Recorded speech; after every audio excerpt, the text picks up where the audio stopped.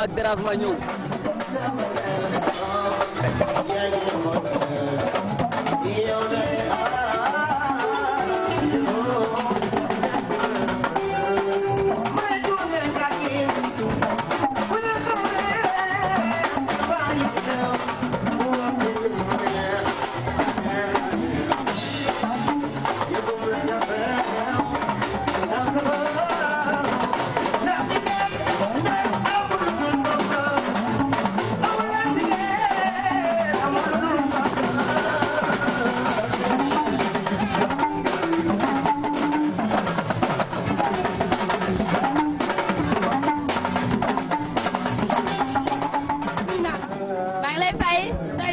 Bonbon di def anniversaire am nga ñëw teew ànd ak sa musée lan ngay sànni ñi lay seetaan.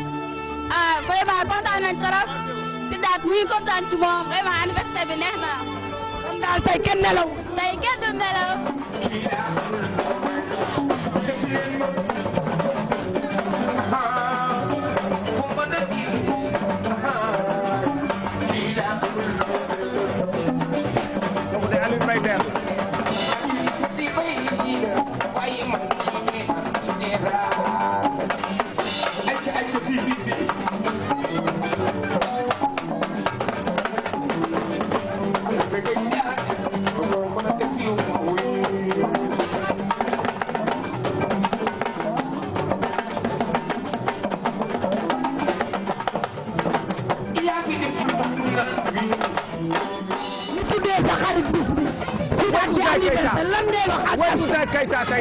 maa ngi nuyu ñëpp bu ma ko sama xay nuyu naa la. fay naa la Ouzin.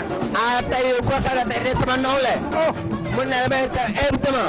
man damay ñëw def sama ba ndax ma xewlee xam na ñëpp ne ñëw. ndax ñëpp laay demal. mun nañu ko ma teew xooli ma sant. waa Boubacar li. non Ouzin Keita su ma mënoon a daanu fii rek xam maa bëggoon a xam bi ma gisee Ouzin trop.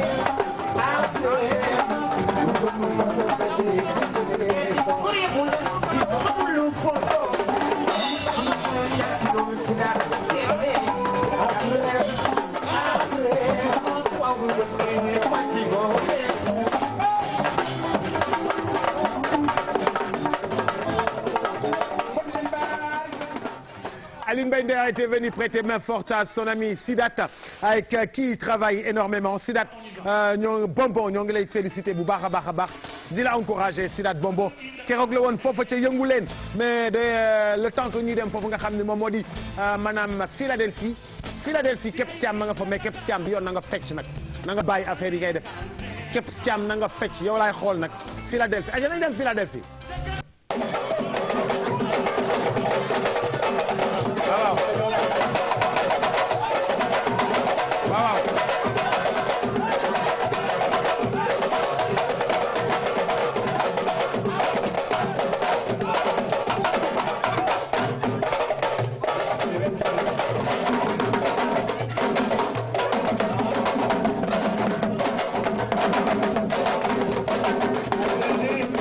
déggal li waay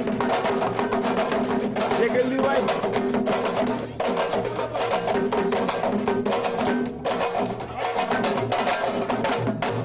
ay déggal li waay nelawul de non pas du tout wala bi noo ko gisee ak sabar bi tànn bér bi ñu ñëw fi waa télévision Futurs Médias lan ngay wax ci Dakar na door waaw Dakar na door fa neex na Philadelphie na door fa la ñuy wax TFM nag TFM moom mooy sunu télé TFM neex na dégg nga ñun ñëpp de wàcce stress vraiment kontaan nañu su sa ñëw kat ñu ngi ñaan yàlla rek chaque année nga ñëw.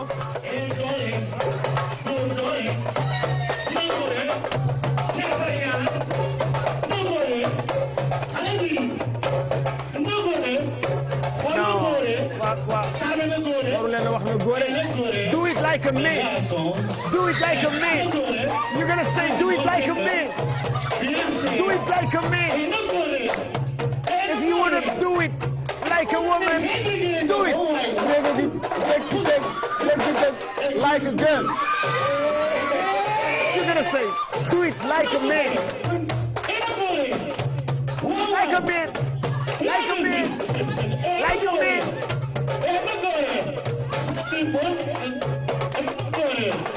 what's up? Hey, so good. How you doing, Shorty? You know what I'm saying? Hey, no good. Hey,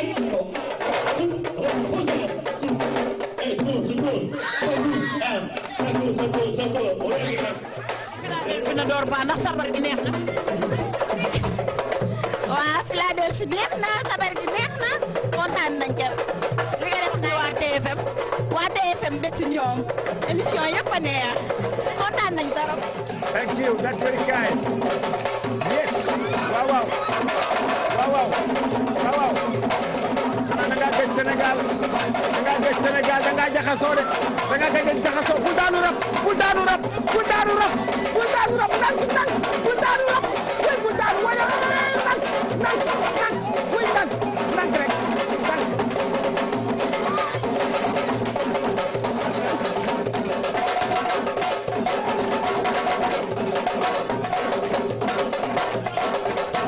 dégg li yére wala fi génn ne de waaw yére wala fi génn nañ de yére wala fi génn nañ de waaw waaw waaw waaw dégg li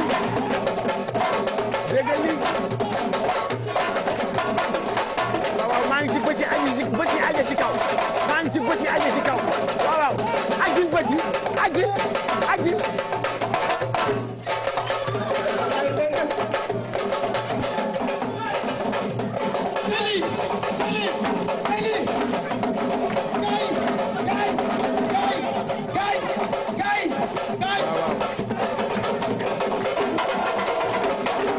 waaw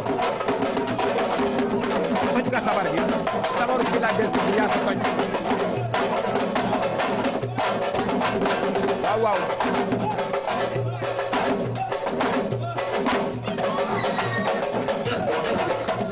sabaru Philadelphie bi yaa ko toj tey dafa mel ne Philadelphie nelawul de lan ngay wax Boubacar Diallo. kontaan ci moom man dama bëgg Boubacar Diallo moom mooy Viviane maa ngi lay siyaare Viviane kontaan nañ ci yow ñëw bi nga ñëw fii amin neex na daal kontaan nañ trop di nuyu Boubacar di nuyu waa Sénégal di nuyu waa Thiès di nuyu sama maam di ko wax namm naa ko trop. waaw waaw ah bu nekk waalo yaa ngo dagañ nga ñëw na dagañ nga ñëw na dagañ nga ñëw na dagañ dagañ dagañ dagañ dagañ dagañ dagañ dagañ dagañ dagañ dagañ dagañ dagañ dagañ dagañ waaye yaay kat su waay déggal lii déggal kat su mu sóoru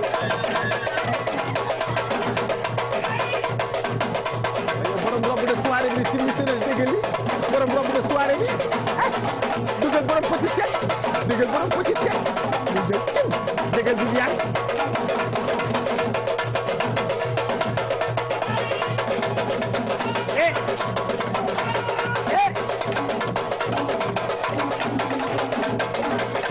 man.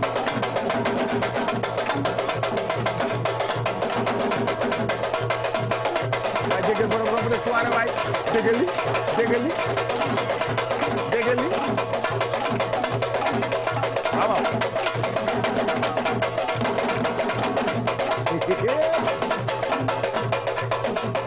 ay Philadelphie nii la ñu def. waaw sañ saba jeer ki ñëw di sabaru. baax na jël benn saal. waaw ñoom ñëpp nag dañoo kontaan fi mu nekk nii. ndeysaan namoon sabar lool. ñuy wane seen bopp nag. ndeysaan day xale am jom. waaw bu bëccëg jotee boo duggee doo leen xàmmee. dëgg la ñu ngi ci salon yi di liggéey bu am solo. waaye nag guddi jot ñuy bëggal seen xol gëj nañoo gis sabar ñu def sabar spécial ngir jagleel ma ko tàggatoog man mu àndandoo président association bi nga xam ne mooy Mamadou Guissé àndandoo ki nga xam ne moom moo di soxnaam di Aïssatou Balde di nit ku baax ak mbokkam yeeg famille am yëpp gis ngeen sabar gi ñi jóge ba New York ñoom Alié Diagne ak ñoom ñëpp ak Mar Gueye tëggu ko nag mu nekk sabar goo xam ne tey daal fête la kon Boubacar Diallo spécial Philadelphie ne dort pas ci télévision Futurs Médias. jaajëf waaw waaw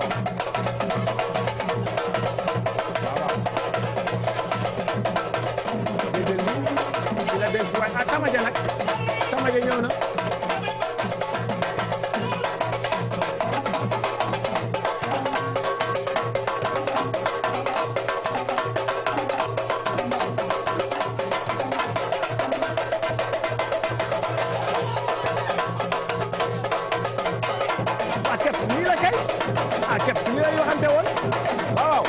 képp si demal képp si demal.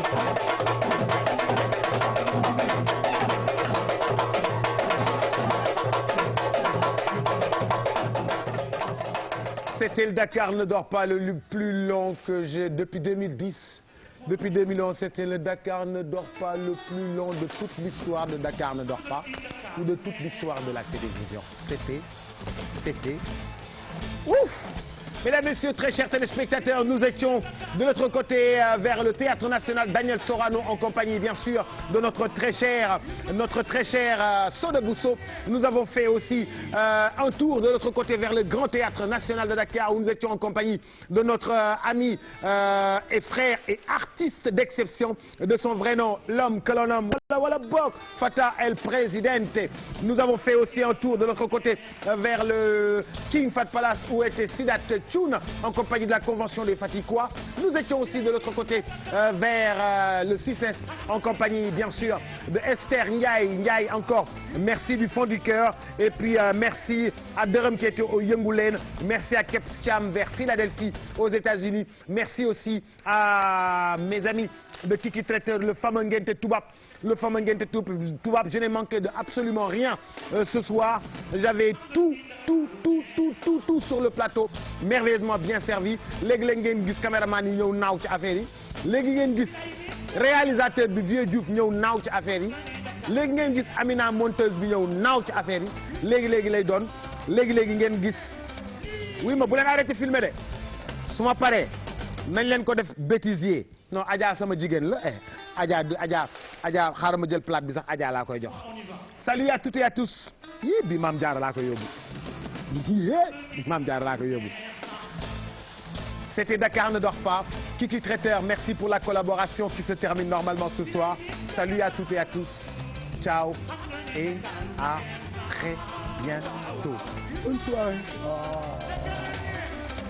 Table chef étoilé dans la cuisine, Kiki Traiteur, restaurant d'entreprise et restauration d'événementiel. Quel que soit votre événement, séminaire, pause café, déjeuner d'affaires, dîner, cocktail, défilé, soirée de gala, grand spectacle et rencontres diverses, confiez-vous à Kiki Traiteur pour toute l'organisation, mais aussi confiez-vous à Kiki Traiteur pour toute la cuisine. Oui, pionnier dans son domaine, Kiki Traiteur associe son savoir-faire et son expérience à des tarifs défiant toute concurrence. Kiki Traiteur dispose d'un matériel et d'un service de haute qualité. Kiki Traiteur est l'une des rares entreprises de restauration du pays à disposer d'un service hygiène et qualité dirigé par un docteur en sécurité alimentaire qui applique une politique HACCP et sécurité alimentaire. Kiki Traiteur dispose d'une salle de banquet, salle La Diva, d'une capacité de 350 à 400 convives. Madame Diao Christiane, directrice de Kiki Traiteur, vous accompagnera dans la décoration de la salle Diva et plusieurs autres services. Kiki Traiteur, l'adresse qui a du caractère, la poésie des saveurs et l'art culinaire, c'est Kiki Traiteur.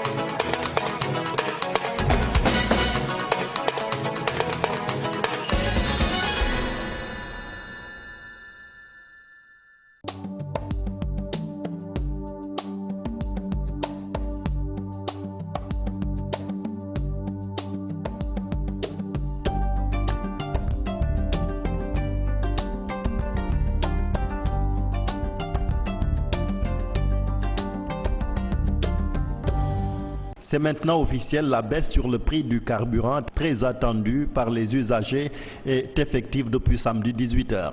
Le litre du super passe de 795 francs CFA à 755 francs CFA. Celui du carburant de 690 francs CFA à 640 francs CFA, soit une baisse de 50 francs CFA. Les automobilistes interrogés sont partagés sur cette baisse. Quelques minutes après notre arrivée au niveau de cette station, se pointe ce chauffeur de taxi. Il est 18h, les nouveaux prix ne sont pas encore appliqués. 690 laa jënd ba léegi wàññikuwul de bon wàññee mu baax rek. Quelques 10 minutes après, l'équipe chargée de redémarrer le compteur pour être conforme aux nouveaux prix arrive sur les lieux. C'est fait, les nouveaux venus peuvent s'approvisionner, certains le sourire aux lèvres. Puisqu'il y a eu une baisse, je vais casquer 15 000 francs CFA pour le gasoil. 50 francs de moins sur le litre, vraiment, j'en suis content. Ce monsieur, lui, qui a voulu garder l'anonymat, se dit plutôt déçu. Depuis des mois, je suis l'actualité. J'ai vu le baril descendre légèrement dans la journée, le light, en dessous des $30. Sachant qu'à un moment donné, il était à $115. Je m'attendais quand même, quel que soit X, à une baisse beaucoup plus substantielle. Vous êtes déçu? Quelque part, je suis déçu. Dans cette autre station, la baisse est entrée en vigueur. Ce pompiste s'en félicite. Cette baisse est vraiment intéressante. Le business s'en portera mieux. J'en profite également pour demander qu'on aide les gérants, car ça nous arrangerait, nous aussi. 640 francs le litre du gasoil, 755 francs le litre du super. La baisse sur le prix du carburant à la pompe est bien effective ce samedi. Marche des populations du Nord, une localité située dans le département de Bounkiling, région de Sédhiou. Elle réclame la construction d'infrastructures sociales de base. Femmes, hommes, jeunes et enfants, toutes les couches de la population de la commune du Nord sont descendues dans les rues ce samedi. Ces populations très en colère réclament. À la rue aujourd'hui parce que nous rencontrons d'énormes problèmes. D'abord, nous avons un problème d'accès. Cette route-là, ce tronçon-là, qui quitte Bounkiling jusqu'à Inor, un tronçon, s'il vous plaît, de 4 km seulement, depuis plus de 4 décennies. C'est la même situation qui est là. Nous vivons dans une situation extrêmement terrible. Cette route-là, n'est-ce pas, même pour faire des évacuations sanitaires, je vous dis que c'est la proie et la bannière. Quelquefois, le patient, même bien la patiente peut prendre l'âme sur cette route-là. Parce que même les véhicules, en tout cas, quelqu'un qui a un très bon véhicule, il n'est même pas s'aventurer à venir à Inor. L'électricité, c'est toujours un très grand problème. Aujourd'hui, nous vivons dans deux obscurités. La première obscurité, c'est celle-là qui ne nous permet pas de voir ce qui se passe. Donc, bonjour, tous les dégâts, l'insécurité. Et l'autre obscurité, la plus grave, s'il vous plaît, c'est que nos enfants ne parviennent plus à avoir les cahiers. Nos enfants ne parviennent plus à travailler dans les maisons. Elle déplore le manque de médicaments au poste de santé, d'ambulance, l'absence d'une antenne pour le réseau téléphonique, entre autres, le CM constitué d'abris provisoires. C'est une école qui est créée, le CM, depuis 11 ans aujourd'hui. Et 2 classes seulement ont été construites par l'État. Donc le reste, ce sont des abris provisoires pour un ensemble de presque 500 élèves. Vous voyez ce que ça fait? Vous entrez dans une classe, vous trouvez des élèves qui sont assis à 3, à 4. C'est extraordinaire. C'est des situations qu'on ne peut pas rencontrer dans un monde moderne, dans un Sénégal moderne qui se veut émergent. Donc... Elles ont promis de remettre ça si rien n'est fait.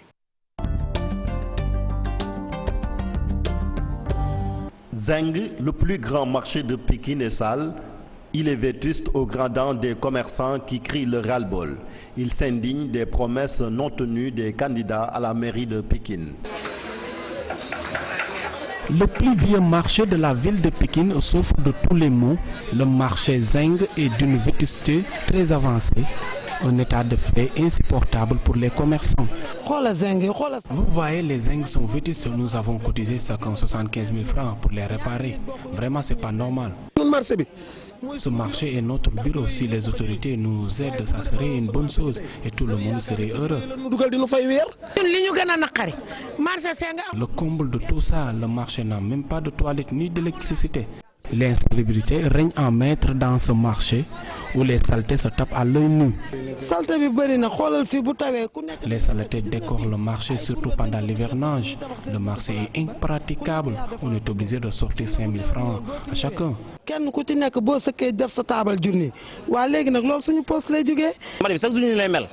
C'est tout le temps comme ça. La saleté nous empêche de vivre.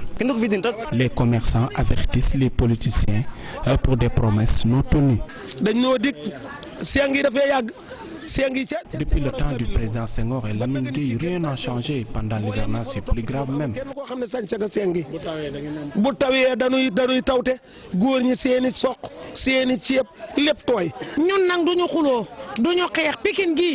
Nous savons l'importance des cartes d'électeurs maintenant. Nous n'allons pas polémiquer ou attaquer des édifices publics.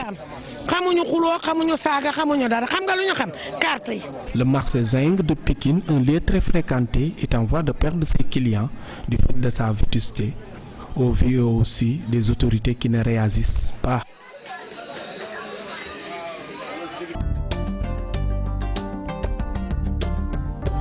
Au Burkina Faso, le bilan de l'attaque de l'hôtel Splendide est passé de 26 victimes. À 13 h, il n'y avait pas de Sénégalais parmi les blessés, mais pour les morts, difficile pour l'ambassadeur du Sénégal au Burkina Faso de se prononcer car les identifications des corps étaient en cours. Ces autorités consulaires ont mis en place une cellule de crise pour assister les ressortissants sénégalais. Il y a une cellule de crise au sein de l'ambassade et nous suivons la communauté de très près. Et présentement, je peux vous dire que des consignes sont reçues et exécutées comme à l'accoutumée malheureusement. Donc, consignes donc de réclusion, de prudence, de vigilance. Ces consignes sont suivies. Et présentement, parmi les blessés, il n'y a aucun Sénégalais. Ça, je peux le confirmer. Maintenant, il y a 23 morts de 18 nationalités. On est dans l'identification des corps. On ne peut pas pour le moment se prononcer. Alors, on note aussi que Splendid Hotel est bien utilisé et bien fréquenté par les Sénégalais, particulièrement ceux qui viennent en mission. Il y a aussi les Sénégalais résidant au Burkina qui déroulent leurs activités. Les bijoutiers et les commerçants, la majeure partie s'installent, ont leur vitrine dans les hôtels. Mais on prie Dieu pour ne pas être parmi eux.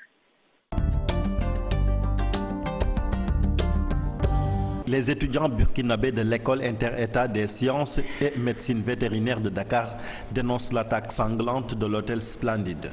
Ils pensent que seule une mobilisation des États africains permettra de venir à bout des terroristes. Des étudiants burkinabés vivant au Sénégal, très émus, et avec l'attaque terroriste qui a frappé de plein fouet l'hôtel Splendide de Ouagadougou, la distance qui les sépare de leur pays se fait sentir. Nous l'avons mal vécu parce que moi, comme je vous dis, d'abord, c'est une première fois dans notre histoire. Et nous, par exemple, qui s'apprêtons à rentrer au pays pour servir ce pays, j'aime beaucoup mon pays. J'étais surpris et ça me touche profondément.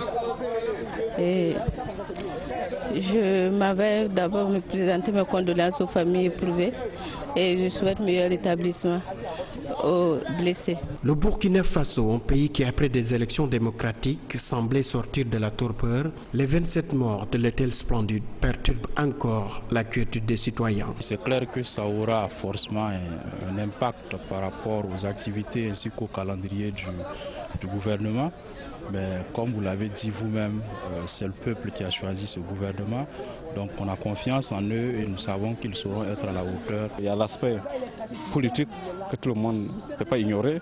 Nous savons que c'est soi-disant djihadistes, tout le monde, on est tous consensuels, que c'est des trucs qui ont été programmés par, comme le dit le haut niveau, que je ne peux pas vous le cacher.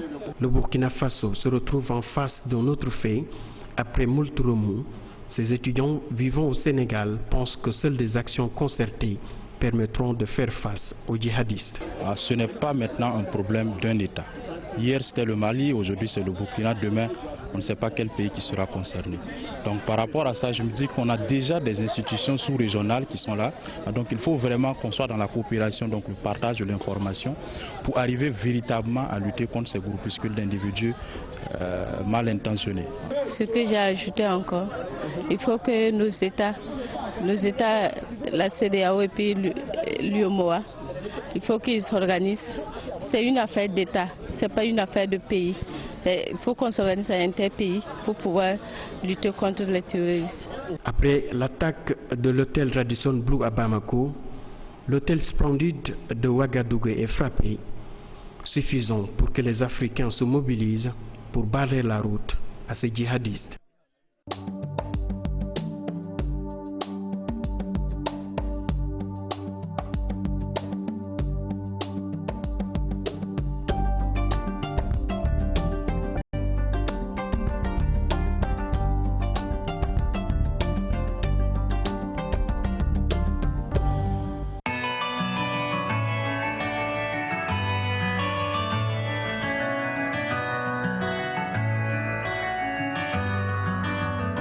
Lucky.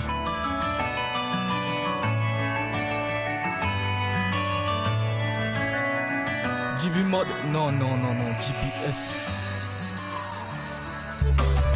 Subhanallah, je suis là, fuck tous les soldats du chétan. Dans ce rap, j'ai monté le jour où je vais descendre le Coran. Tu gagnes, c'est au pluriel, tu perds au singulier, mon négro. Je comprends pas, je suis pas chinois, mais je chante tellement de faux. Même quand t'es juste, c'est toujours ta te faux. Pour eux, ta plus grosse qualité, ton plus grand défaut. On m'a toujours dit, gère pas les jeux, te poussent en vers bas. Mais comment faire quand ce sont les gens qui te gèrent, toi? Pardon, maman, tu me voyais réussir mon bac. Mais moi, je me vois plutôt réussir dans le rap. J'ai choisi la musique, y'en a qui me critiquent. Dieu merci, je suis pas bon en maths, mais je suis premier dans les statistiques.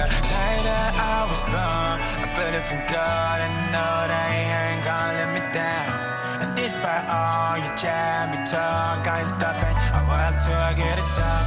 Allah really changed my life. Allah really changed my life. I don't wanna say no more, so I beg Allah to come down and make me go change my life. Arrivera un jour, on répondra de tous nos torts, car la vie est une prison, on est tous condamnés à mort. Je remercie Dieu dans ce sens, pas de m'avoir appris des trucs à l'école, mais de m'avoir appris à poser le front. Vis pour toi-même, fais ce que tu sais faire, parce que te voir au paradis pour d'autres serait un enfer. J'entendis plus de force claquer que de fans crier. Répondu à l'appel des meufs qu'à l'appel pour prier. Beaucoup connaissent pas Bia, c'est connaissent du Blacky.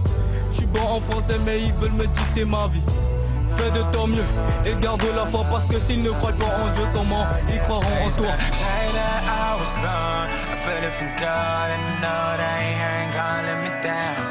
Despite all you jab me talk, I ain't stopping. I work till I get it done. Allah really changed my life. Allah really changed my life. I don't wanna say no more. Yeah, I still have a memory of that we just had to pass.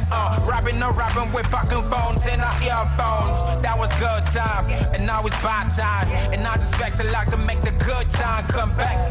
Every day and now we're rapping the rooms. And mama up and door, ask you what you done. But she can't understand, she cannot look. And then I beg the Lord just to show her the way that I just telling me days, telling me that, making me days, making me that. They want me just to stop what I choosing, but I cannot stop it. I beg the Lord to make them understand that this is the life that they're choosing, that's that. I was born, I feel it from God, and know that He ain't gonna let me down. Despite all you jab me talk, I ain't stopping. I work till I get it done. Allah really changed my life. Allah really changed my life. I don't wanna say no more, so I beg the Lord to calm down and make it go change my life. I don't wanna know, but I'll be your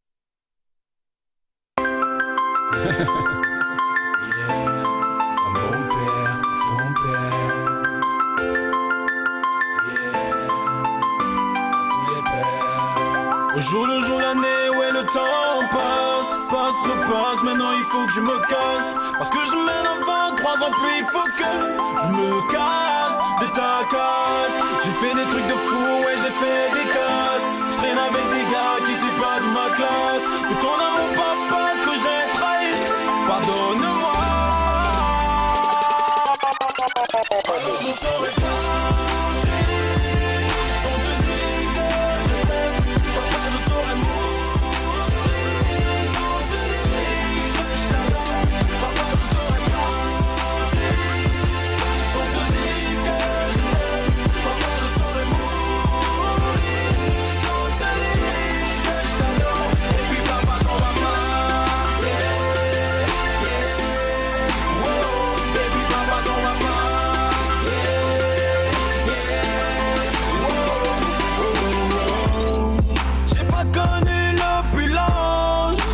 Avec toi j'ai tout vu. J'ai pas connu trop de voyages, mais avec toi j'ai tout vu. Yeah. J'ai pas eu tout ce que je voulais, mais j'ai eu tout ce qu'il me fallait. Et bien de fois quand je me trompais, tu me disais ce que je devrais faire. Maintenant je prends mon envol, tu m'épargnes des coups de vol. Et derrière toi je suis les balades, et sans toi je suis dans les balades.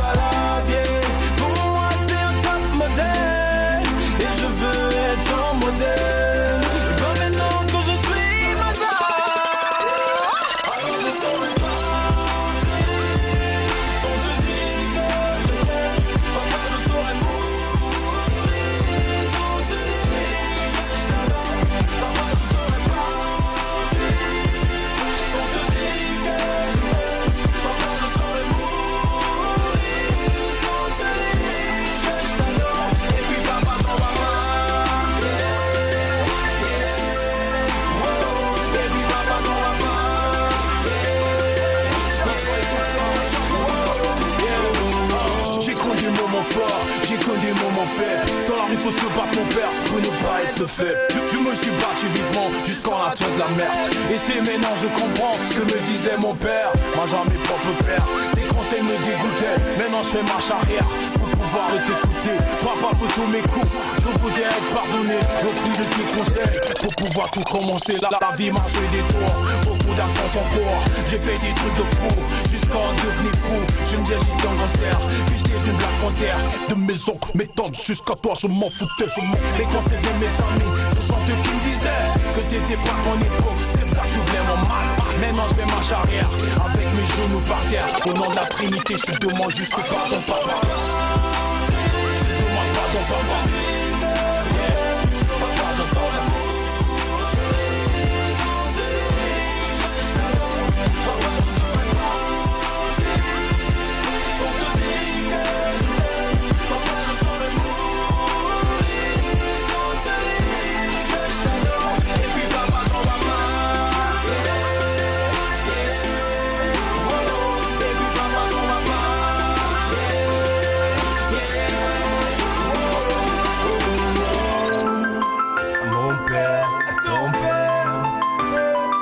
Je chante pour la maman, et je chante pour mon papa. André Emmanuel, tu te reconnais, non? P.W.Tex, maman. À tous les pères, la journée des pères. Yes, ça.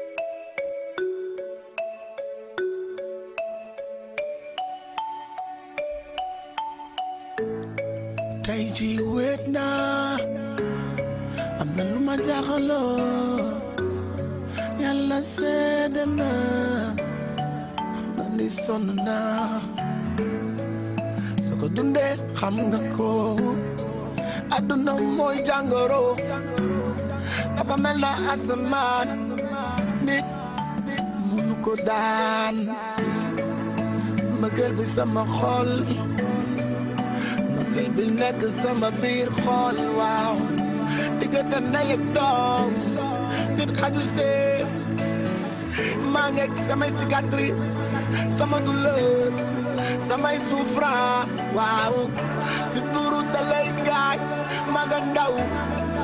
jëma moytoo yaay sama angel yaay sama anticorps bis mu nekk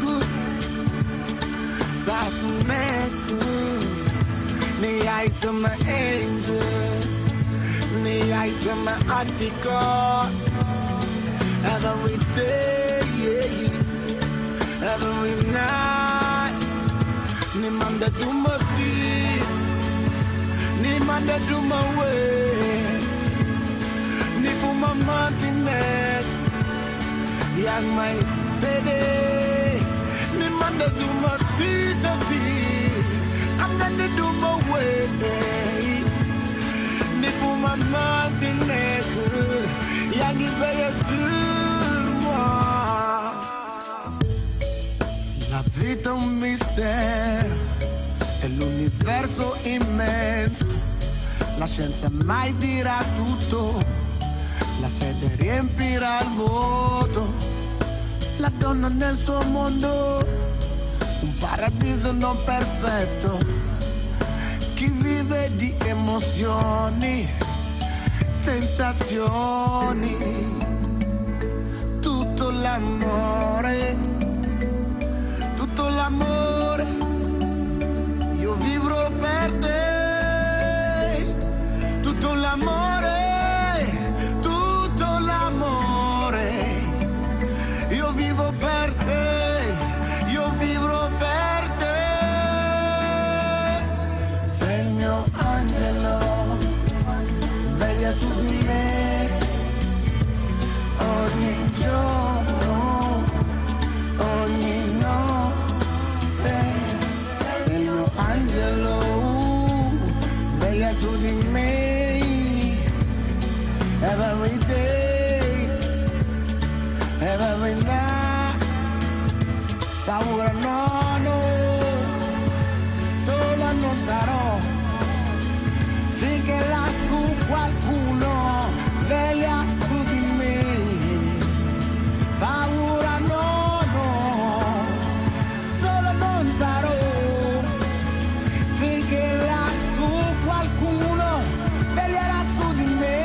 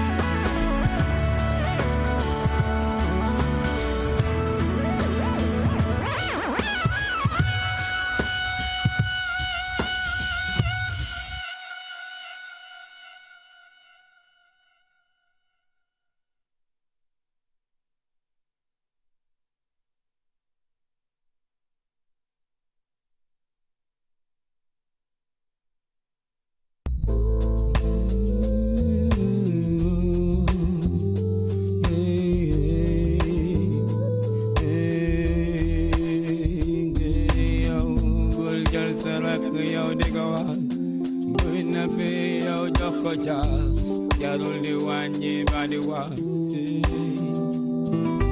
xam la dog la fal moo gën fal la dog la xam baat bi yow nang koy matal yow si noo doo xam li lay dal doo mën xam la dog la fal moo gën fal la dog la xam baat bi yow nang koy matal si noo doo xam li lay dal bul jël sa rakk de ko wax yow buy nappe yow jokk ca jarul di wàññi ba di wax ndax mën naa dem jàpp nga nam waa sabar bu tas kan moo fay des kon balaa xaat nañu def lu xees gaa yi ñoom ñi dañu bëgg lu bees teg jàpp teg la wuti nga nam kees xam la dog la fal moo gën fal la dog la fam waar bi yow nang koy matal yow si noo doo xam li lay dal soo mën xam la dog la fal moo gën fal la dog la fam waar bi yow nang koy matal si noo doo xam li lay dal na nga jëf li nga jërëjëf bala suba du wees xaar ba ca kanam tem sa yaakaar tas life bi da ngay muus sinon dañ lay faat na nga jàpp ne waaw ñun de dañu saf nañu xam si li ñuy dox xamee suñu bagaas nañu fight ba mu tas xaar suñu fas demal ak patience demal ak confiance demal ak aisance waxal sa date de naissance xam la dog la fal moo gën fal la dog la xam waat bi yow nang koy matal sinon doo xam li lay dal soo mëni xam la dog la fal moo gën fal la dog la xam waat bi yow nang koy matal sinon doo xam li lay dal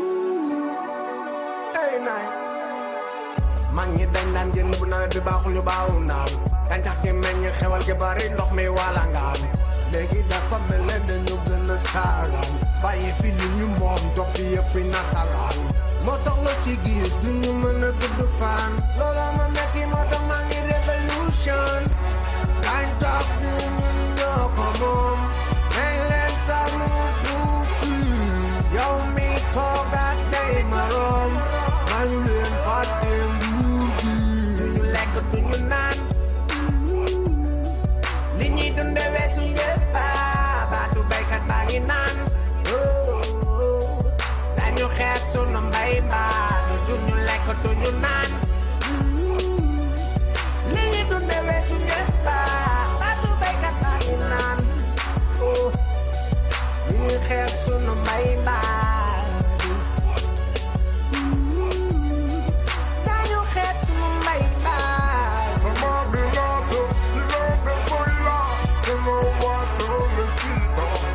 Them say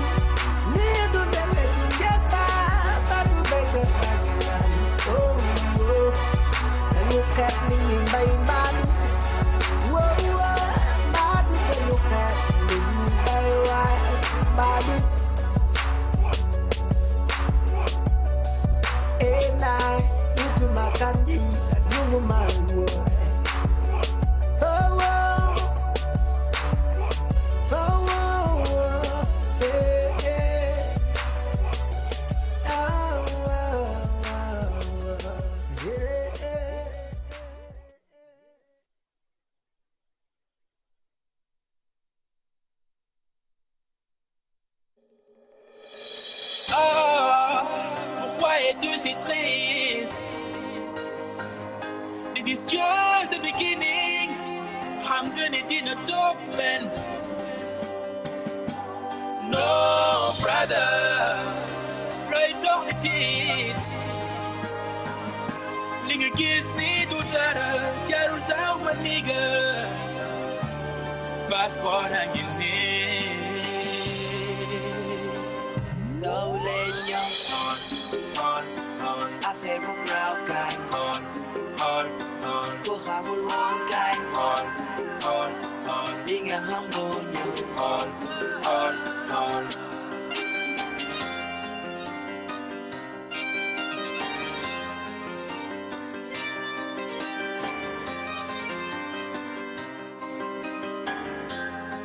Don't let young I say we're proud guy. Go have a long guy. Being a humble you. Yeah, il bàngi ni déglu ko xooli ci ne produit bu amul fen boo xefee teg ko produit jinne déclenché nañ alarme te fay ko du yombu de xoolu ñu statistique yi mais xam nañ ne du ñu mujje. You better recognize boy, recognize and I see if you look nice. Du ñu sàggane ma boy, du jouer dice. Du ñu jàppat suñu mind dañu dégg daaj. Yellu ñi sound du suñu âge. Même boo ko bañee ñun xam nañ ne dañu ay. Def différence indi ay bagage. Dañu mel ni Messi boy neexuñu gaay. Affaire bu graaw gaay.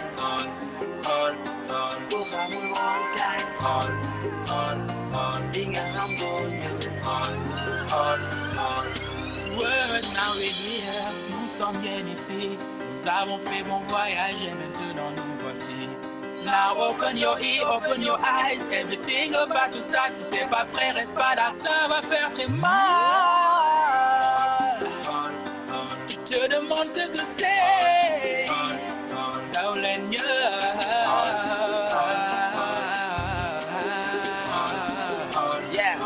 Alright, now Kiki dugg na baat bi gën a yeewu nag contrôle rek déglu ma tey ñu jox la ñamu ma clap standing ovation yee jox ñu clap bu game bi doonee compétition we gon win the cup contrôle beat bi call me beat command marchandise du fi jeex gaaw leen def seeni commande oh pretty crazy festivalix El Maestro li ñuy def moo rëy Astérix Obélix romb nañu régional xep nañu national di ñu gis fi my boy I mean going international boo ma xamul like ma gincal tasaare naa New York fu ñu dem wane suñu bopp jaay suñu bopp gëm suñu bopp yeah that's what's up.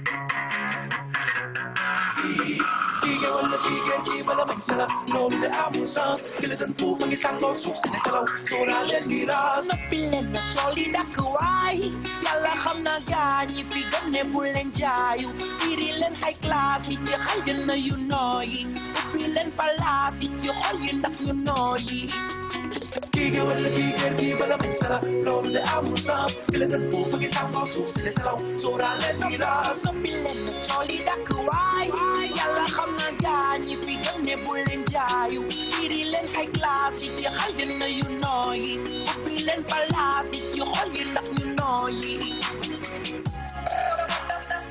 ndaw si def ma ji mbëggeel ma yeewu suba teel wuti ji këram seeti ay way juram ba ma leen fa fekkee jël leen namba mbetteel dama yegg si di fu ñaan si ñu ne man du ci dal ñun yax bu rëy la ñuy landal ku tuuti du fi lal suñu judd moo gën seen boss suñu force gën a di seen boss bi doo fi soob no no suñu judd moo gën seen boss suñu force gën a di seen boss bi doo fi soob no no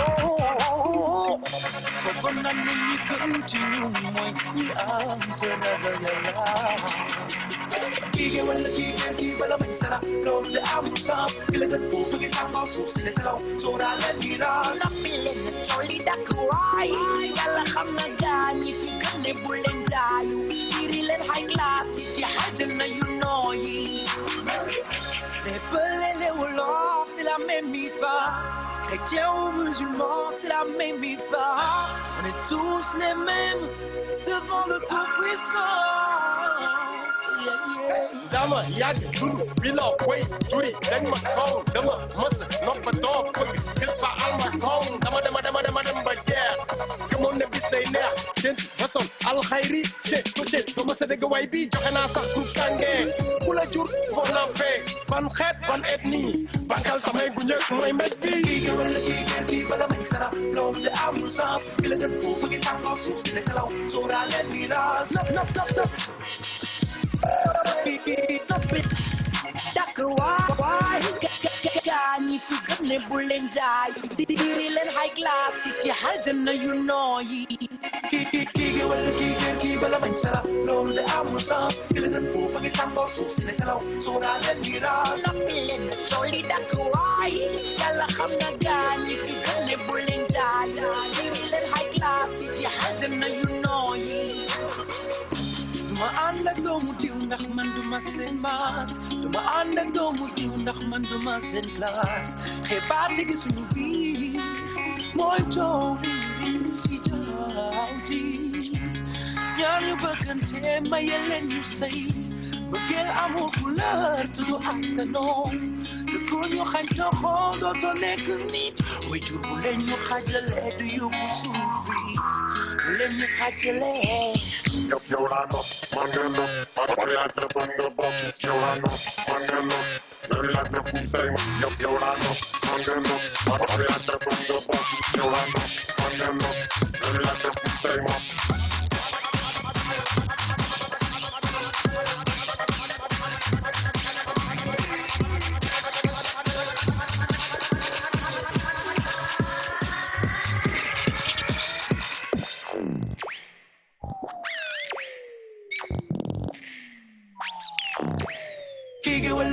kii bala mañ sala loolu de amul sens ki la gën foofu ngi sàngoo suuf si ne salaw soo daa leen miraas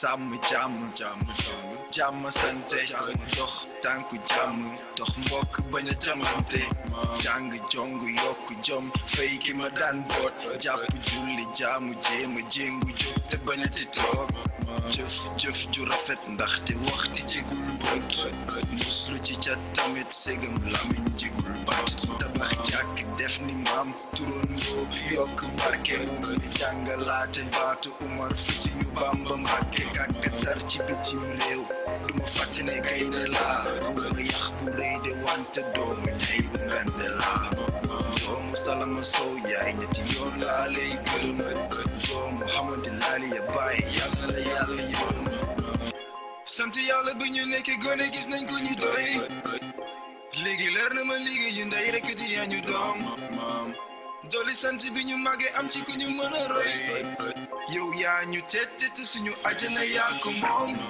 yaa yow le ngor ak jom ci biir kër gi ñun ñu roy ci moom yaa yi liggéey ñu bay ci moom yaa yow le ngor ak jom ci biir kër gi ñun ñu roy ci moom yaa yi liggéey ñu bay ci moom nekk lu ma wax la benn yoon ni foog ma roy ci moom yaa yi liggéey ñu bay ci moom su doyul ma wax la ñaari yoon ni foog ma roy ci moom yaa yi liggéey ñu bay ci moom Kiya Rokhaya Astu Salma dénk nañ ma leen xam naa ne du sayir man mi borom bi teel may jigéen góor yombul moos ku ñàkk fit ak yàlla yomb réer koom-koom du ci am ku amul diine ñàkk rek jàng ci juróomi mag li tax ba jéem ma màgg rax di ñaan sutura yokku te it jàmm yàgg sax defarkat bee ñu boole bokk deret bokk daaru taway altine may gaaw di beer mi may maama noppalu yàlla na fi yàgg te wér te ñu mën a sàmm li ñu yàlla may ndax seytaane ëpp doole juróomi ñaari baal ak rëy bu ma sañoon tànku léegi joni joni holiday baay dem na yaay ma ñaan ci yàlla la yàlla fay takki léegi fas jom wane ngor nga matale teg ci gunge baay bu mu wàcc liggéey maama yow salama conge sidu galo gelel amel bisel Chérif Seydi bu Hamadi laali masina yaay wane ngor ak jom ci biir kër gi ñu roy ci moom yaay liggéey ñu bay ci moom yaay wane ngor ak jom ci biir kër gi ñu roy ci moom yaay liggéey ñu bay ci moom ndek moom la benn yoon ni foog ma roy ci moom yaay liggéey ñu bay ci moom su doyul ma ko ñaari yoon ni foog ma roy ci moom yaay liggéey ñu bay ci moom tarbiyu na bàyyi liggéey bi war ci la def teewul ba fi muy fay yaay liggéey ñu bay ci moom tarbiyu na bàyyi liggéey bi war ci la def teewul ba fi muy try yaay liggéey ñu bay ci moom tànk bi gàtt na xel ma nekk ci laahu bay ci moom julli di woor di ñaan talal bur bi laahu bay ci moom demul fenn ci biir këram la toog di jaamu bay ci moom gëmul àdduna njabootam bi rek la jaamu bay ci moom est-ce que live up mama yàggu ñu doole leer nañ ñi yaa ngi fii di ñaan postori la ñuy xoole yaay liggéey ñu bay ci moom yaay wane ngor ak jom ci biir kër gi ñu roy ci moom yaay liggéey ñu bay ci moom yaay wane ngor ak jom ci biir kër gi ñu roy ci moom yaay liggéey ñu bay ci moom ndekul moo la benn yoon ni foog ma roy ci moom MASS Still crazy boo gisee bu laaj fan nga jële mandarga ma as sama gémmiñ noppi déggul tontu ci samay ice bul ko xolli góom bi wow na làmmiñ daf koy ñaas delloo ma démb bi oto bi daanu xalangu daas mel na gént sama yaram bi naaw nelaw ma damaa ji fla mel na damay daay yëgu ba dara métit noo dara daanu për di jóg nooyi noo am naa bés boobu léegi ci sama maay noo yi bu nekk di bénéfice mandarga tekki métit bu jeex bul am kersa bu ko bët di gis coono jeex na yàllaa ko ëpp mandarga feeñ ne bu la fës nu mën di mel respect bul dox di geesu ñaa ngi seetlu mandarga feeñ waaye sa coono over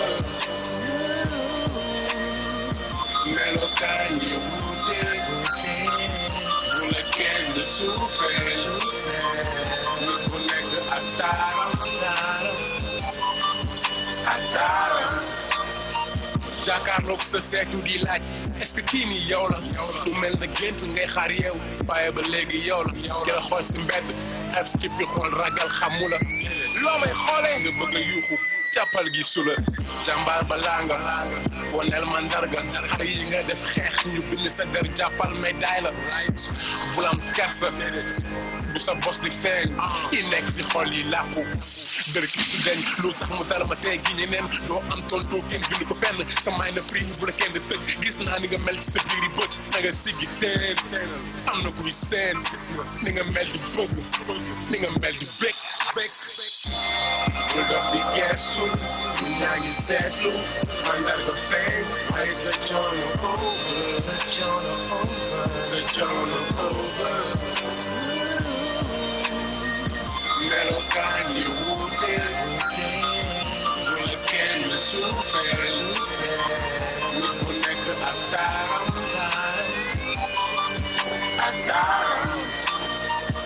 boo dajee melokaan bu wuuteeg sa bos xamal na kenn sàkkal sa bopp kéem taan la mos xalaatal nekk si boppam yëg li muy yëg di nga xam ne bët mën naa jame ne paaka dëgg bind bu nekk ak melokaan xol yee gënante du yaram bés bu nekk jéggi si raat natt boobu